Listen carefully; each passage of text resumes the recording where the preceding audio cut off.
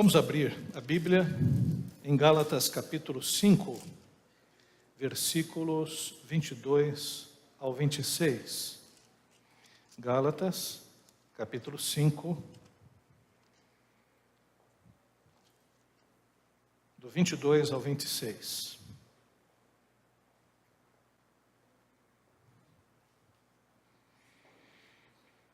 Que diz assim: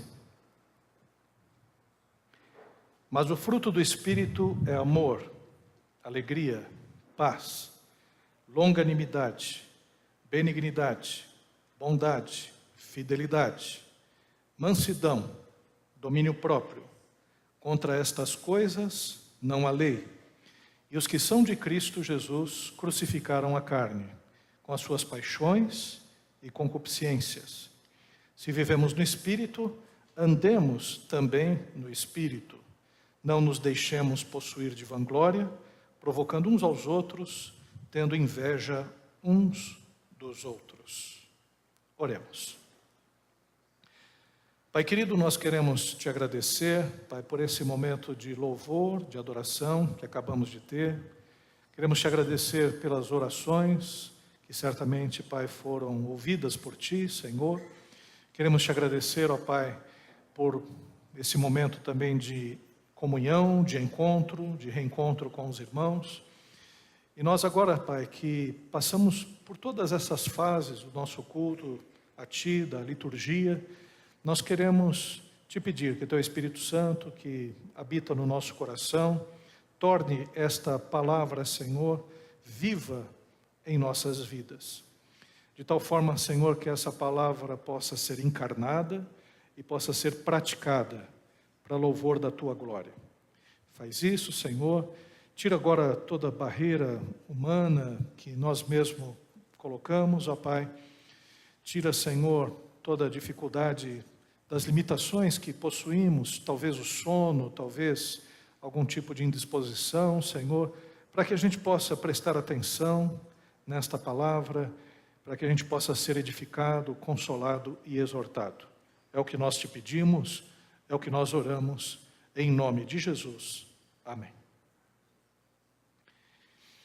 Queridos irmãos e irmãs, na semana passada nós falamos acerca das obras da carne, nesse próprio capítulo de Gálatas capítulo 5, do versículo 16 até o 21, nós conhecemos uma lista que o apóstolo Paulo relatou acerca das obras da carne. E na semana passada nós pudemos ver o quão nós temos dificuldade de viver uma vida no Espírito, o quanto nós temos uma dificuldade de fazer o bem em relação a Deus, e como nós não devemos fazer para tentar vencer os problemas da carne, isso é, tentar vencer os nossos desejos, as nossas pulsões, através apenas do nosso esforço, através do legalismo. E hoje nós vamos falar sobre uma outra faceta. Afinal de contas, nós falamos das obras da carne, e agora o apóstolo Paulo trabalha como antídoto, ou como resolução para os problemas que nós temos da falta de controle dos nossos desejos, justamente o fruto do Espírito, que é justamente Deus no controle da nossa própria vida. Então hoje nós vamos falar sobre Deus no controle, o fruto do Espírito. Certamente não é uma prioridade na nossa sociedade o aperfeiçoamento do caráter.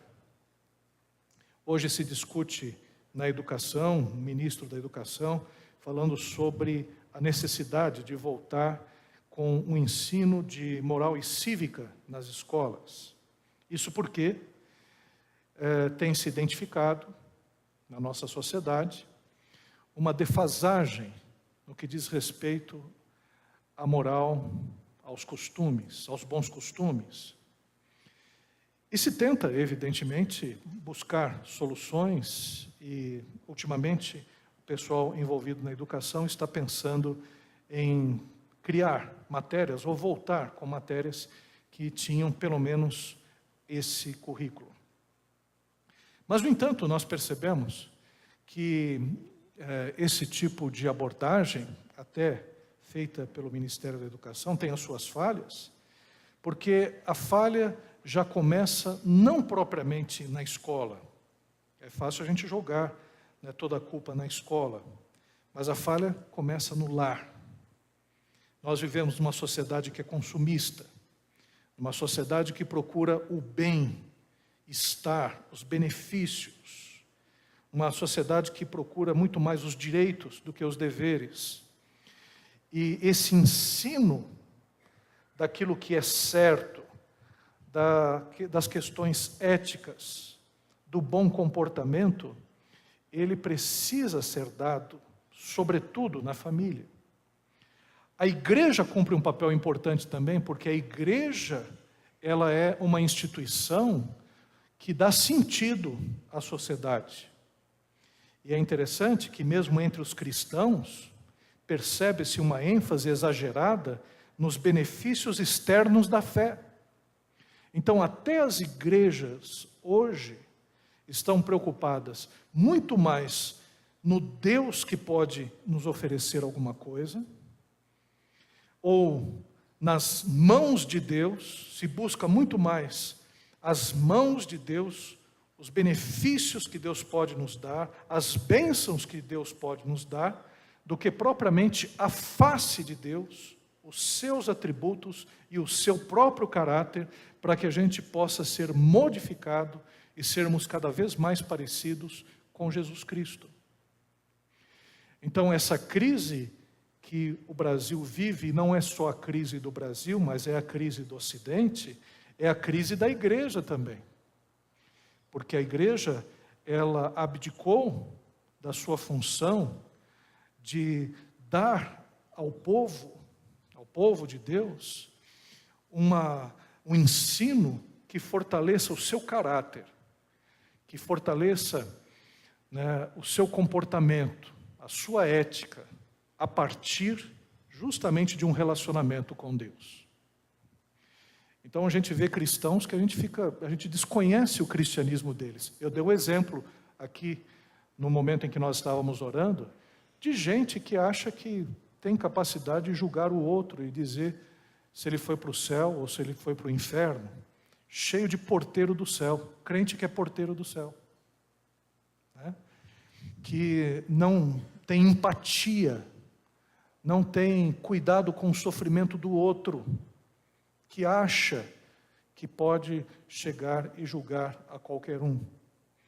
Então esse é um grande problema que nós temos na igreja evangélica e também no nosso país. Por isso, o ensino do fruto do Espírito nos coloca na ordem correta. A Bíblia fala do fruto do Espírito nesse livro de Gálatas, nessa carta aos Gálatas, justamente para mostrar que a nossa vida, ela tem que demonstrar sinais de mudança, diferença em relação à sociedade, para que inclusive nós possamos transformar o nosso meio, transformar aqueles que estão ao nosso redor. O contexto dessa passagem, nós temos trabalhado, o legalismo judaico aplicado à recente igreja e à igreja dos Gálatas, pelos judaizantes, estava subvertendo a ordem do Evangelho de Cristo. Então, o que estava acontecendo é que a igreja estava crescendo e alguns judaizantes estavam querendo transformar a igreja apenas num braço do judaísmo, com os costumes, suas tradições, seu legalismo. O apóstolo Paulo, ao mesmo tempo que combate duramente esse legalismo dos judaizantes, não deixa margem para um comportamento desregrado na igreja. Lembremos que o apóstolo Paulo, ele diz que não adianta ir pelo caminho do legalismo. Por exemplo, aqui a gente pode dizer algumas coisas. Não adianta educação moral e cívica nas escolas, se a sociedade, de uma forma geral, não for transformada, não for mudada, se a família não tiver a sua responsabilidade. não vai ser um professor que vai lidar com isso. Pensando na sociedade de um modo geral. Mas pensando na igreja em especial, não adianta você tentar vencer os desejos carnais ou os desejos pecaminosos através da sua força de vontade, através do seu mérito. Não adianta. O legalismo, ele preconiza isso. E o legalismo é tão interessante, né, porque o legalismo se torna hipócrita, porque a pessoa, ela, como não consegue vencer os seus desejos carnais, ela vai passar um verniz. Ela vai se caracterizar de bom cidadão, de homem de bem, de religioso, de cristão, entre aspas. E isso é um grande problema, porque uma sociedade também não perdura com esse verniz. O verniz cai, porque esse bom cidadão, que é mostrado para as outras pessoas, ou bom cristão, que busca através do legalismo, né, se estabelecer, é o sujeito que por detrás trai a esposa. É o pastor, digamos assim, que tem uma mensagem que vocifera politicamente, que diz que tudo está errado, que tem que haver um cuidado com a família, mas ele mesmo já está no seu terceiro casamento. Porque ele está usando as armas do legalismo. Não é o fruto do Espírito. Não é o fruto do Espírito. É aquele pai, por exemplo, severo. Teve um problema também no Tibete, com a China, que os monges saíram quebrando tudo. Eu fiquei pensando, meu Deus, até os monges se descontrolaram. Né? Na igreja do Santo Sepulcro, por causa de uma cadeira em que os monges coptas queriam que ela fosse colocada num lugar, e os monges lá da Palestina queriam colocar em outro lugar, fechou o templo. Eles quase acabaram com o Santo Sepulcro. Foi uma briga violenta, foi noticiada. Monges brigando entre si. Porque quando nós utilizamos as armas do legalismo, dá nisso. Uma hora o vulcão explode, uma hora a situação vai para o brejo, a hipocrisia aparece, porque não se traduz ou não se busca vencer os apetites desordenados do nosso ser através apenas do legalismo. Então o apóstolo Paulo, evidentemente, ele apresenta no ensino do fruto do Espírito o que a fé cristã possui. E a fé cristã possui uma fonte superior de comportamento, de ética, de caráter, maior, melhor do que a lei judaica. Bom, o que a gente pode aprender, então, nesse texto que acabamos de ler? Primeiro aquela questão obras e fruto. O legalismo é inócuo para combater as obras da carne. Então não adianta, né? Você pode, durante um bom tempo, parecer uma pessoa ótima, mas em algum momento da sua vida vai vazar quem realmente você é. O termo obras, nessa passagem, ela revela a tentativa frustrada do homem na busca da virtude pelo seu próprio esforço. Então a ideia de obra carrega aquele pensamento de mérito. Eu preciso me esforçar, eu preciso merecer, eu preciso fazer uma série de coisas para não ser um brigão, para não ser uma pessoa com problemas de taras sexuais. Eu preciso me esforçar para não ser uma pessoa viciada. Eu preciso fazer uma série de coisas para conseguir vencer todas essas questões. Acontece que no cristianismo as obras não são suficientes. Obra não é suficiente para você ser salvo, não é pelo seu mérito que você é salvo, e também não é pelo seu mérito que você consegue controlar os seus próprios desejos. Então a palavra obra não é adequada. Por isso que quando o apóstolo Paulo fala em fruto do Espírito, ele não fala obras do Espírito. ele fala em fruto.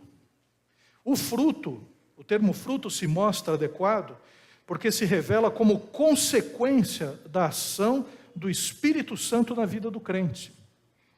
Então, ao invés de eu tentar com todas as minhas forças me segurar para não ver uma pornografia, ao invés de eu tentar com todas as minhas forças não responder, com ódio àquela pessoa que me persegue, ao invés de eu tentar me segurar e cada vez mais, quando eu percebo que eu não sou capaz de vencer uma dependência, a Bíblia nos ensina que ao invés de a gente tentar,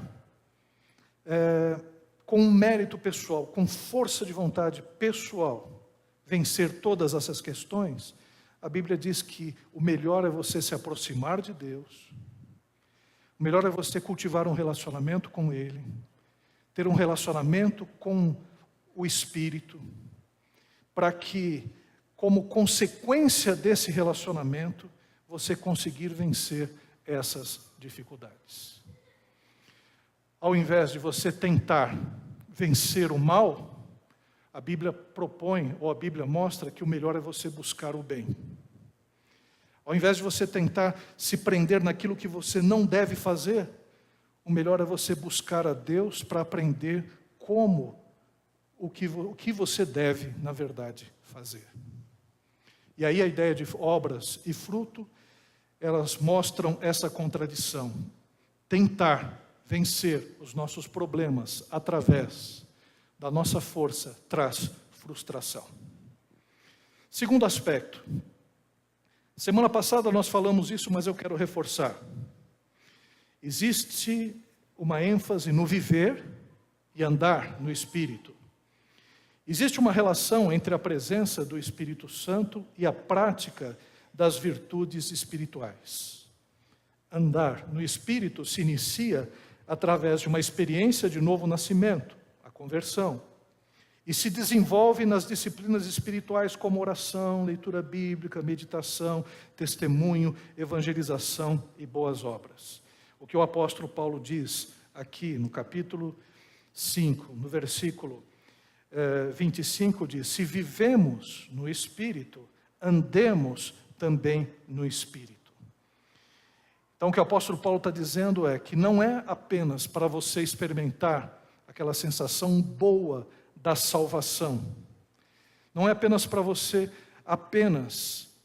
parar no momento da conversão e ter o Espírito Santo habitando no seu coração, mas é para andar também no Espírito, para desenvolver essa salvação. Não é para você simplesmente ter aquela ideia descabida de que uma vez que você aceitou Jesus Cristo no passado, agora você tem a salvação e não interessa o que vem depois. Não interessa sim. A gente precisa desenvolver essa salvação com um relacionamento com Deus. Aliás, quem aceitou Jesus Cristo como Senhor e Salvador tem um relacionamento diferente com o Espírito Santo. Essa é a realidade. Antes de conhecer a Cristo Jesus, quem dominava a vida da gente éramos nós mesmos, E claro que a nossa vida tendia para o mal, então o inimigo das nossas almas fazia gato e sapato da gente. Mas no momento em que o Espírito Santo passou a habitar no nosso coração através da conversão, você tem uns insights, você tem a correção do Espírito Santo, você tem uma nova maneira de pensar. É como se dentro de você se estabelecesse uma sintonia fina da vida. Antes, você grosseiramente conseguia identificar os pecados e os problemas que você fazia, Apenas você se arrependia ou tinha remorso de coisas que você dizia ou coisas que você fazia, de uma forma pontual. Mas depois que o Espírito Santo habita no nosso coração, você passa a ter uma sintonia fina. Você começa a perceber algumas coisas que estão erradas, antes mesmo de falar para outras pessoas, antes mesmo de você agir, inspirado por essas ideias erradas. Então existe uma ação do Espírito Santo em nós. O que o apóstolo Paulo está dizendo é para que a gente possa melhorar essa sintonia, para que a gente possa não mais dar vazão à carne, mas agora a gente buscar mais o Espírito, para que a gente tenha um relacionamento, para que a gente fique mais esperto, para que a gente conheça melhor a voz de Deus e identifique melhor as coisas do Espírito. E esse relacionamento se dá fazendo, entre outras coisas, aquilo que a gente está fazendo aqui. A gente parou um dia por semana para louvar a Deus. Então aqui nós estamos louvando a Deus. O louvor já mexeu em alguns aspectos da nossa vida. Algumas dificuldades, algumas lutas, algumas coisas que nós estamos passando. E a gente talvez tenha pensado que a gente tenha se sentido muito sozinho, e a gente cantou, não temas, agindo Deus, quem impedirá? A palavra de Deus sendo trabalhada em nosso coração. Durante a semana a gente pensou nas tragédias, pensou nos problemas, a gente viu relatos das pessoas que perderam seus parentes, do jornalista que morreu, e aqui na igreja a gente já ouviu alguma direção, que o Espírito Santo já estava falando conosco na semana e que tornou clara para a gente essa direção no momento em que nós pudemos aplicar a palavra. Então esse momento é um momento de aproximação, é um momento que nós nos aproximamos de Deus, nós estamos andando no Espírito. E esses momentos não podem ficar circunscritos apenas flashes da vida, momentos separados da vida, mas não, a gente vai aprendendo a viver isso no nosso dia a dia, em toda semana, orando, buscando a Deus, evangelizando, fazendo o bem de Deus, e a gente vai aprendendo a andar no Espírito. É isso que o apóstolo Paulo está dizendo.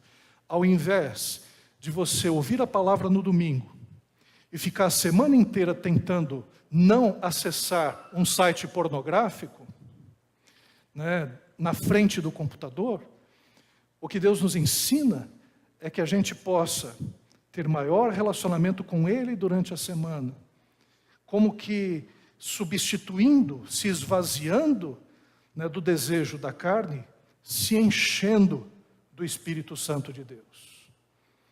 Não dá para a gente vencer as obras da carne e deixar um vazio no lugar. É necessário que a gente busque preencher a nossa vida com o Espírito Santo, para que os desejos malignos possam dar lugar à ação do Espírito Santo na nossa vida. Amém? Então isso é viver e andar no Espírito. A definição do fruto do Espírito é a seguinte: o fruto é o resultado esperado de uma vivência no Espírito Santo. Uma árvore saudável como nós, sendo cultivada por Deus, alimentada pelo Espírito Santo, se desenvolve e na estação esperada dá o seu fruto. Então o fruto do Espírito é algo esperado de um coração rendido a Deus. O fruto do Espírito é diferente dos dons. O primeiro, o fruto, se refere ao desenvolvimento do caráter cristão, enquanto que os dons espirituais se referem à capacitação que Deus dá para o serviço cristão. Então, diferente do dom de línguas, do dom de profecia, de interpretação, de ciência, de milagres, de socorro, de pastoral, dom de pastor, de evangelista, de mestre, o fruto do Espírito, ele está preocupado não com o serviço cristão. O fruto do Espírito está preocupado com o nosso caráter cristão. É possível que existam pastores ou evangelistas que preguem para multidões, que milhares de pessoas aceitem a Jesus Cristo como Senhor e Salvador, e esse sujeito esteja com problemas no caráter, porque ele não desenvolve o fruto do Espírito, ele está usando só o dom que Deus deu, o dom de evangelista que Deus deu. Então, por isso que nós percebemos às vezes, erros tão grosseiros de quem a gente jamais esperaria que isso acontecesse, por ser uma pessoa muito usada, ou usar muito os dons espirituais. A gente precisa não apenas ter o carisma, o dom, mas é necessário que nós tenhamos caráter. As duas coisas. O carisma, o dom, e o caráter, o fruto. Utilizando a analogia do fruto, cada uma das virtudes que são apresentadas, nós poderíamos considerá-las como gomos do mesmo fruto, e não frutos distintos. Aliás, a gente até tropeça. Quando a gente vê o apóstolo Paulo falando, ele fala em fruto do Espírito, ele fala em singular. Ele não fala em frutos do Espírito. Ele diz, o fruto do Espírito é amor, alegria, paz, e por aí afora. Benignidade, bondade, fidelidade, mansidão, domínio próprio. Aí você diz, não, mas não está errado, não são frutos do Espírito. Não. É que se espera, como consequência do Espírito Santo na sua vida, todos esses aspectos. Não é um, não é outro. Você não acorda dizendo, opa, hoje eu estou com amor, mas não estou com paciência. Hoje eu estou com domínio próprio, mas não estou com muita fé, não. Não, todos os gomos desse fruto fazem parte da vida cristã ao mesmo tempo. Quer dizer, o que se espera do crente que anda com Deus são todas essas características do fruto do Espírito Santo. E aí nós temos os aspectos do fruto do Espírito Santo, que a gente pode dividir, talvez artificialmente, em grupos de 3. Existem alguns aspectos do fruto, como o amor, alegria e paz, que são referentes a Deus. No relacionamento que nós temos com Deus, nós assumimos alguns atributos que são características desse relacionamento com Deus. Alguns outros aspectos parecem ser relacionados mais com os outros. Por exemplo, paciência, bondade, benignidade, são aspectos do fruto muito importantes nos relacionamentos, porque você vai exercer bondade, benignidade e paciência com o outro. E também tem alguns aspectos referentes a si mesmo, do fruto. Por exemplo, fé é uma coisa que eu preciso ter. Mansidão é algo inerente a mim. Temperança ou domínio próprio é algo que eu preciso desenvolver como pessoa.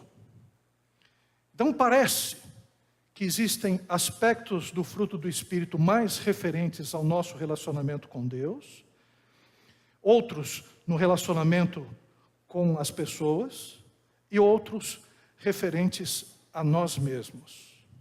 Eu acho maravilhosa essa divisão, porque a vida cristã é assim mesmo.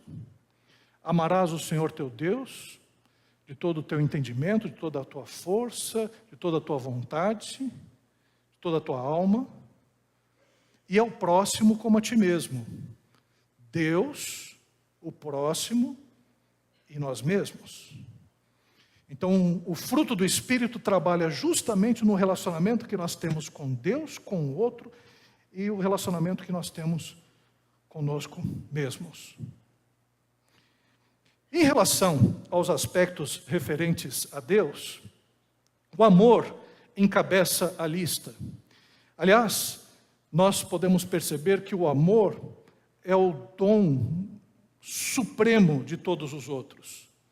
Foi por amor que Deus enviou Jesus Cristo para morrer na cruz do Calvário.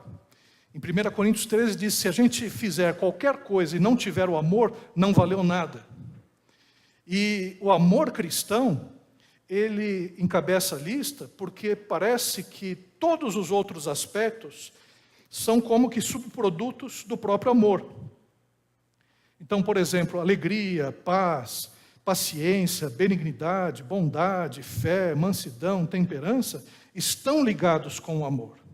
1 Coríntios 13 diz que quem ama tem paciência, não se ensoberbece, não age inconvenientemente, deseja sempre o bem do outro, não folga com a injustiça, se alegra com a justiça e por aí afora. Então quem ama, faz uma série de ações que são inspiradas pelo amor de Deus. E esse amor não é um amor sentimento. Tem uma visão ocidental muito errada. O Ocidente se montou através do pensamento filosófico grego e principalmente platônico. Então a gente pensa no amor como sendo um sentimento etéreo, algo que paira no ar, que vem e que vai, como se fosse uma espécie de paixão. Na cultura hebraica, amor é prático. Quem ama, cuida. Quem ama, age com misericórdia. Quem ama, tem paciência. Quem ama, faz o bem para o outro. Amar é entregar a sua vida para o outro. Se eu digo que amo a minha esposa, é porque a minha vida não me pertence mais, pertence a ela. Se ela me ama, é porque a vida dela pertence a mim. Se nós dizemos que amamos uns aos outros, é porque nós estamos aqui para servir uns aos outros. O amor não é um amor simplesmente que vai e volta. Então o amor é o principal dos aspectos do fruto do Espírito Santo. E o exemplo máximo de amor é o exemplo de Cristo Jesus. A alegria também é um aspecto do fruto do Espírito, porque a alegria só é alegre mesmo aquele que se satisfaz em Cristo Jesus. Aquele que tem um senso de satisfação e de bem-estar proveniente da graça divina. Essa alegria do Espírito Santo, ela pode ser traduzida como felicidade. O cristão verdadeiramente é feliz, porque a razão de toda a sua vida já foi satisfeita em Cristo Jesus. Então não há como ter cristãos tristes, cabisbaixos. É claro que existem alguns momentos em que nós estamos tristes por uma razão ou outra, mas a felicidade nós já encontramos. Nós não buscamos a felicidade, nós temos a razão da felicidade, que é Cristo Jesus em nossa vida. Por isso nós somos alegres. Nós não vivemos mais com aquele medo de colocar a cabeça no travesseiro e pensar: como é que vai ser amanhã? O que eu vou fazer? O que eu tenho que fazer nessa vida? Oh meu Deus, como é que vai ser? Não, a gente coloca a cabeça no travesseiro e sabe que o amanhã pertence a Deus, Deus cuida de nós, durante a noite Ele estará cuidando de nós, nós já temos a vida eterna. Como o apóstolo Paulo diz: olha, para mim o viver é Cristo e o morrer é lucro. Nós não tememos a morte, não tememos a doença, não tememos nada, porque nós temos Cristo agindo em nós. Então essa alegria é uma alegria perene e verdadeira. Essa alegria não depende de viagem para que a gente possa chegar e ser bem-sucedido. Essa alegria não depende de dinheiro no banco. Essa alegria não depende de bens materiais. Essa alegria não depende de festas. Essa alegria não depende de rolês. Essa alegria não depende de você chegar e beber. Essa alegria não depende de você chegar e fumar um baseado. Essa alegria não depende de nada disso. Essa é uma alegria inerente. Por isso que não há necessidade de mais nada além para fazer com que sejamos alegres. Tendo muitos amigos ou poucos, ou até mesmo nenhum, nós temos Deus e somos alegres, porque Deus satisfaz. Amém, queridos? Um outro aspecto do fruto é a paz. Essa paz, ela é traduzida como harmonia, equilíbrio, tranquilidade. Por que que nós temos paz? Porque nós não estamos em guerra. Quem não tem paz é aquele que está em conflito. E nós não temos mais o conflito. Por que que não temos mais o conflito? Porque o conflito que o homem tem com Deus, para nós já foi resolvido na cruz do Calvário. Nós não somos mais inimigos de Deus. Deus está conosco. Nós estamos do lado de Deus. E isso traz paz. Mesmo que a gente seja perseguido no mundo, nós estamos com Deus. Nós não temos guerra contra ninguém, não precisamos nos opor a ninguém, não precisamos lutar contra ninguém. Até a nossa luta não é contra nem a carne, nem o sangue, mas contra os principados e potestades do mundo espiritual. Quer dizer, a nossa guerra é noutro nível. A nossa guerra é contra os inimigos de Deus, né? Contra as forças espirituais da maldade, e não, evidentemente, com os nossos próprios inimigos, porque a eles nós podemos orar por eles, podemos ter paz no coração, e a Bíblia nos ensina até a amar os nossos inimigos. Isso é fruto de quem tem paz no coração. Paz. Outros aspectos que nós temos se referem aos outros.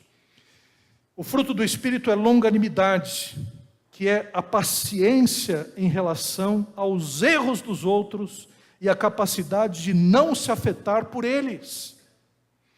A pessoa que tem a longanimidade ou a paciência, fruto do Espírito, não é a pessoa que vai ficar irritada com o erro das pessoas, o erro dos outros, porque sabe que os outros erram como também nós erramos. A pessoa não é afetada pelo mal feito do outro. Irmãos, né, a gente tem que tomar muito cuidado, porque se existe uma coisa no ser humano, é a capacidade que ele tem de atrapalhar a vida do outro. O fato de você existir, você já está atrapalhando alguém. Você está atrapalhando alguém no metrô, você atrapalha alguém no ônibus, o teu carro polui, né? O teu lixo está acabando com São Paulo, com São Bernardo. O fato da gente existir, né, a gente incomoda alguém. O nosso jeito, né, a nossa forma de ser. Às vezes o fato da gente ficar doente, a gente atrapalha a vida do outro. O fato é que nós, por conta do pecado original, nós atrapalhamos uns aos outros. E mais, nós erramos. Erramos involuntariamente e voluntariamente com os outros também. O fruto do Espírito faz com que a gente tenha um sentimento de Deus. Deus tem um sentimento em relação ao mundo. O sentimento que Deus tem de relação ao mundo é de paciência. Deus retarda a sua ira. Deus retarda a sua vingança. Deus espera que o maior número possível de pessoas venham reconhecer a sua graça e o seu amor. Então a paciência de Deus excede a tudo que nós possamos pensar. E o que nós vemos em relação àquele que tem o fruto do Espírito é justamente essa paciência, de não se deixar afetar pelos erros do outro. É claro, buscar a correção, buscar a exortação, mas sabe que o outro erra mesmo, que o outro vai dar problemas. Quem é casado aqui sabe disso, né? Que o cônjuge, ele tem os seus problemas e tem as suas dificuldades, e você suporta as dificuldades do seu cônjuge porque você também tem as suas. Você sabe. Se você suporta o mau hálito do outro, é porque você sabe que também você tem. Durante a noite, quando você vai roncar ou soprar em cima do outro, não pense que é uma coisa maravilhosa. É o vento do deserto mesmo vindo sobre você. A carniça do deserto. Então, a questão é que a paciência é uma característica do cristão. A benignidade é excelência de caráter, honestidade no trato com o outro, transparência. A pessoa benigna é uma pessoa honesta, transparente. É uma pessoa que não tem agendas ocultas contra o outro. Então, uma característica do cristão é de esperar o bem dele. Então, se ele chegar e não estiver satisfeito com alguma coisa, ele educadamente vai dizer. Se ele certamente está incomodado com alguma coisa, ele de alguma forma, ele vai expressar isso com honestidade, com transparência.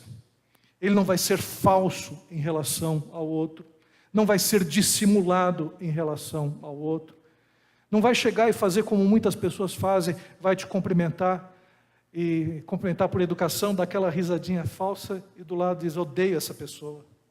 Com o cristão não tem isso.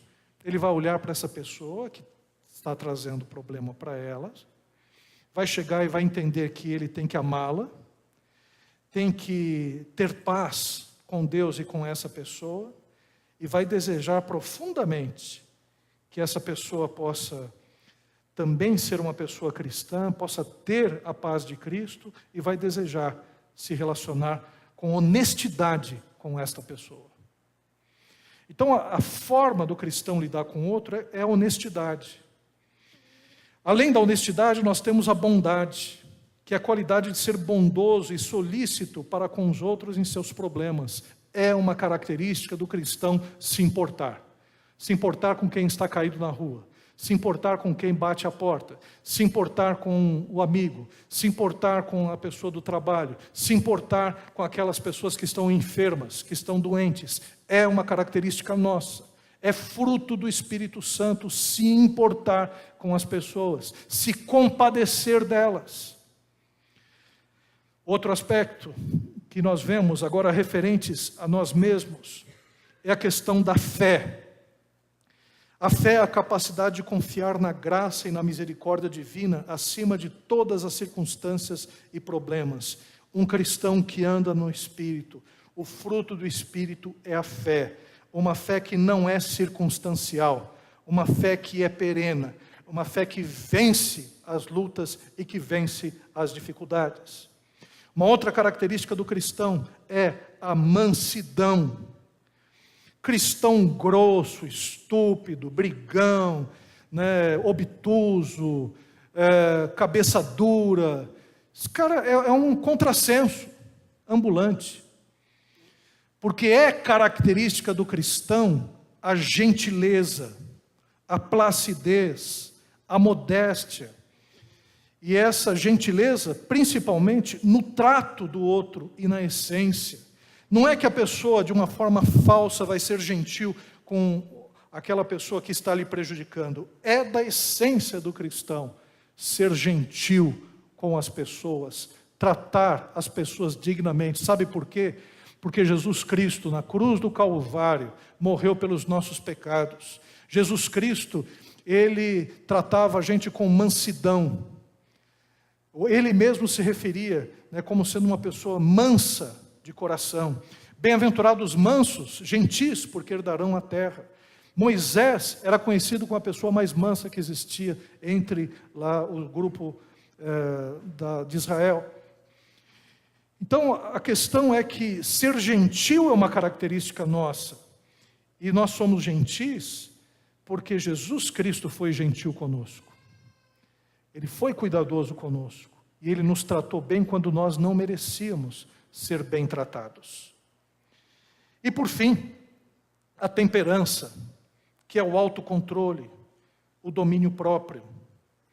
E aqui parece que o apóstolo Paulo, ele coloca o domínio próprio no final para bater com algumas obras da carne que também são colocadas no final. As obras da carne que são colocadas no final são aquelas referentes aos vícios, glutonaria, bebedice, mostrando que nós temos autocontrole sobre estes vícios, mas não só sobre esses vícios, sobre outras situações. Por exemplo, vamos colocar uma coisa muito simples: joguinho no celular. Joguinho no celular. Chega uma hora que você vê, tá lá um joguinho muito legal. Aí você vai. Porque aquilo foi criado, aquela coisa criada pelo capeta mesmo, para te segurar. Aí você vai. Aí vai, e vai. Candy Crush. Quem se lembra? E vai. Tem uma hora que fala, não é possível. Eu estou deixando de fazer minhas coisas. Estou deixando de me alimentar direito. Estou deixando de dormir. Eu vou tirar esse aplicativo do meu celular. Domínio próprio. Domínio próprio. Talvez tenha algum outro aqui que está coçando de vontade de jogar um joguinho, né? Vai chegar lá no almoço, Rede social. Uma característica é o autocontrole, porque a gente precisa entender que autocontrole e domínio próprio são necessários para vencer os vícios e alcançar a coroa. É a ideia que está por detrás aqui do apóstolo Paulo, é a ideia do atleta. Por que o atleta consegue o prêmio? Porque ele vai se controlando fisicamente para conseguir o prêmio. Ele treina, ele busca o condicionamento. Se ele deixar se levar por outras coisas, ele não alcança o prêmio. Então a ideia do domínio próprio é chegar a entender, não, eu tenho alguns objetivos na vida. Eu tenho objetivos na minha família, no meu relacionamento, na igreja, no ministério, no estudo, intelectualmente, e eu preciso chegar e equacionar o meu momento de lazer com os objetivos que eu tenho a alcançar. E isso não é apenas uma questão do esforço pessoal, mas isso é um aspecto também do fruto do Espírito. E eu quero encerrar dizendo o seguinte, que o fruto, ele supera a lei. A lei, acertadamente, enumera o que não se deve fazer, o que é pecaminoso, o que é destrutivo, o que é carnal. A lei exige o esforço próprio para alcançar o mérito, mas o fruto do Espírito é resultado do relacionamento e da presença de Deus na vida. Então, não pense você também que a gente vai ter esse fruto do Espírito agindo na sua plenitude de uma hora para outra. Porque não é de uma hora para outra que a gente conhece a Deus e se aprofunda com Deus. Então não é de uma hora para outra.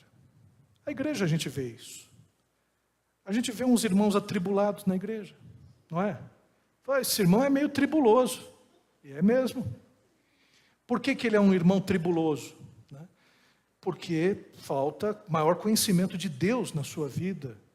Viver mais Deus, andar no Espírito. E ele vai fazer isso, e vai fazendo isso, e vai melhorando. Tanto é que alguns irmãos que a gente poderia dizer que foram tribulação no passado, hoje não são. Hoje não são. Eu estava vendo uma coisa interessante. Teve uma irmã na igreja da Vila Maria que colocou o seguinte: o que você fez na escola de errado? Aí os irmãos foram colocando. Eu fiz isso, fiz aquilo. Eu me lembrei do que eu fiz errado na escola. Pulei um muro para cabular a aula, né? Joguei um papel no professor. Aí eu fui lembrando. E outras que eu nem posso falar. Briguei com o neto do diretor, né? Mas eu apanhava também. O neto do diretor vinha, me batia. Mas teve um dia que ele chegou e... Sabe quando você está querendo explodir? E ele veio com gracinha para cima de mim. Mas eu bati tanto nele, irmãos. Bati tanto neles, que aí o pessoal falou, para, Maurício. Foi o neto do diretor. E aí eu fui lembrando das coisas que eu fiz. Claro que coisas que eu fiz quando era criança, quando era mais jovem. Mas na vida cristã também a gente vai se lembrando de coisas que a gente fez, que não deveria ter feito. Imaturidade, forma de agir no ministério, que não deveria ter feito. E hoje, como a gente cresceu. Então, você que viu todos esses aspectos do fruto do Espírito, e já o coração foi ficando pequenininho, pequenininho, pequenininho. Quando chegou na longanimidade, falou, meu Deus do céu, eu não sou paciente. Quando chegou, por exemplo, na questão da mansidão, não, para mim é bateu, levou. Aí você vai pensando, falar, eu não sou nem crente, viu? Eu vou sair dessa igreja aqui, eu vou buscar outra religião, porque essa aqui está difícil de seguir. Mas não, a verdade é que o segredo é andar no Espírito. Quando a gente fala aqui também de alguns aspectos da pornografia e tudo mais, irmãos, nós somos pessoas, nós somos homens, mulheres, e a gente sabe como nós temos sido tentados nessa área também. Mas não podemos deixar de dizer que isso é obra da carne, e a gente está dando vazão para a ação do inimigo em nossas vidas. Quem anda no Espírito não precisa usar de hipocrisia para dissimular uma vida vitoriosa contra as obras da carne. A coisa pior que existe é o pacato cidadão, o homem de bem, é o, entre aspas, né? É o religioso, o homem de boa moral e bons costumes. Porque geralmente quando uma pessoa se apresenta como um homem de bem, de boa moral, de bons costumes, eu falo, ah, meu Deus, aí tem um cara, um hipócrita aí por detrás. Porque o humilde não se apresenta assim. O humilde se apresenta como pecador. O humilde se apresenta como uma pessoa necessitada da graça de Deus. O homem de bem é muito complicado. É bom a gente ser gente cheia do Espírito Santo, é melhor. Porque se a gente for cheio do Espírito Santo, a glória não vem para mim, não sou eu que sou um homem de bem. Na verdade, o fruto do Espírito glorifica a Deus, porque é fruto do Espírito na nossa vida o que está acontecendo. Amém, queridos? E por fim, existem os cristãos legalistas que escandalizam os não cristãos com sua descarada hipocrisia. Está cheio de gente assim. Existem os cristãos desregrados, antinomianistas, que vivem uma vida dissoluta e por isso são irrelevantes na sociedade. É crente que não faz diferença alguma na sociedade. É gente que você não sabe nem que se de fato é filho de Deus. É gente que está aí, né, e age às vezes pior do que um verdadeiro, do que um ímpio. E chega e muitas vezes age de uma maneira soberba. Esses não mudam a sociedade. Igrejas com gente cheia desse tipo são igrejas que simplesmente não fazem nenhum tipo de benefício ao seu redor. Mas nós que sejamos apenas aqueles que deixam brotar de seu relacionamento intenso com Deus o fruto do Espírito. É apenas isso. Com esses, o mundo será abalado. Amém, queridos? Vamos orar? Vamos ficar em pé?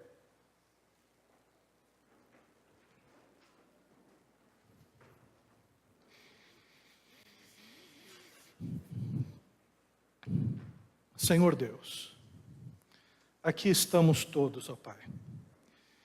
E, Pai amado, primeiramente nós queremos pedir, Senhor, perdão. Perdão, Senhor, porque às vezes a gente quer levar um evangelho conforme as nossas próprias forças, ó Pai.